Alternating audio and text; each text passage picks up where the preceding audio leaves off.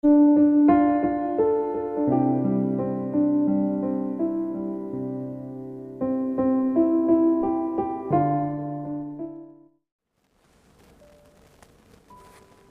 pagi, jemaat sekalian yang dikasihi Kristus. Kiranya kita tetap semangat dan dalam rasa syukur selalu. Sebelum kita disapa oleh firman Tuhan, mari kita lebih dulu menundukkan hati dan pikiran kita. Marilah kita berdoa. Damai sejahtera Allah yang melampaui segala akal, itulah kiranya yang memelihara hati dan pikiranmu di dalam Yesus Kristus Tuhan kita. Amin. Firman Tuhan pada hari ini Selasa tanggal 2 Agustus 2022 terambil dari kitab Yeremia pasal 30 ayat 17. Firman Tuhan berkata, "Sebab aku akan mendatangkan kesembuhan bagimu. Aku akan mengobati luka-lukamu. Demikianlah firman Tuhan, sebab mereka telah menyebutkan engkau orang buangan, yakni sisa yang tiada seorang pun menanyakannya." Dalam bahasa Batak dikatakan, "Ayahuma patupahon hahisarod diho, jala pemalungokku ho siad bugangmu, nina Jahoba, ala sihabuangan guarmu didok halak alesion, naso parduli ni halak nanggo sada." Demikian bunyi firman Tuhan, topik Tuhan yang memulihkan umatnya. Jemaat Kristus yang saya kasihi, perikop ini berisi pengharapan dan berkat khususnya bagi bangsa Israel yang saat itu ada dalam pembuangan di Babel. Nas firman Tuhan hari ini menunjukkan kesungguhan Allah untuk memulihkan umat Israel. Tujuannya jelas, Allah ingin agar umat bisa melihat dan memegang janji tersebut. Tuhan bukan Allah yang ingkar janji. Umat yang kepadanya ia berjanji dapat membuktikan kebenaran janji-janjinya pada suatu waktu nanti lewat firman Tuhan tersebut. Saudaraku semuanya di dalam Yesus Kristus, melalui ayat tersebut Allah mau membuktikan bahwa ia tidak sama dengan nabi-nabi palsu, para juru tenung, dan para imam yang bernubuat tetapi tidak bisa membuktikan kebenaran nubuatnya.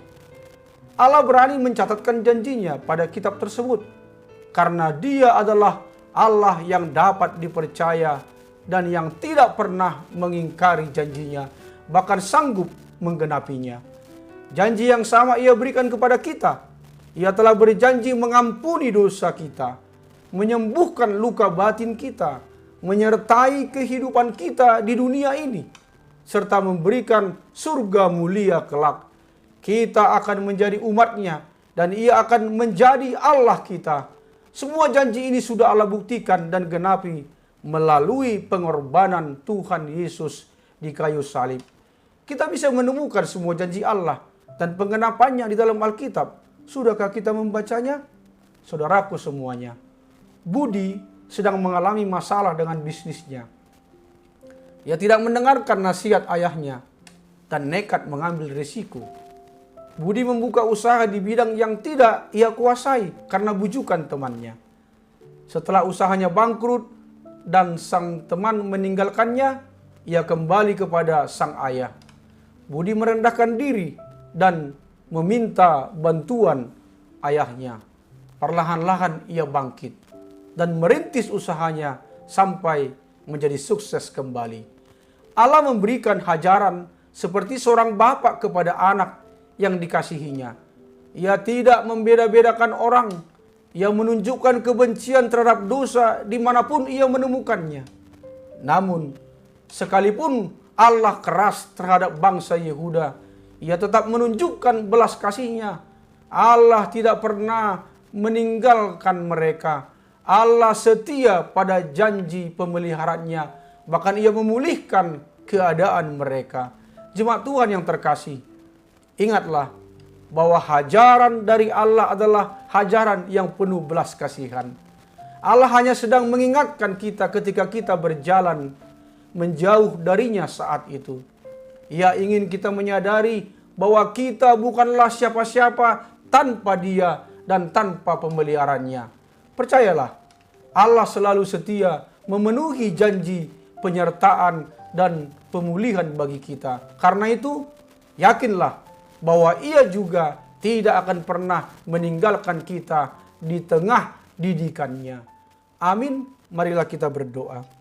Terima kasih ya Bapa atas firman-Mu yang mengingatkan kami bahwa Engkau adalah Tuhan yang setia dengan janji-Mu dan yang mau memulihkan kami ketika kami mau bertobat di dalam hidup kami. Ya Bapa, berkatilah yang berulang tahun hari ini, sembuhkanlah yang sakit dan juga yang terkena virus COVID-19. Pulihkanlah bangsa kami dari virus COVID-19, hiburkanlah yang sedih dan kuatkanlah yang lemah. Berikanlah apa yang menjadi kerinduan di hati kami setiap pribadi dan keluarga.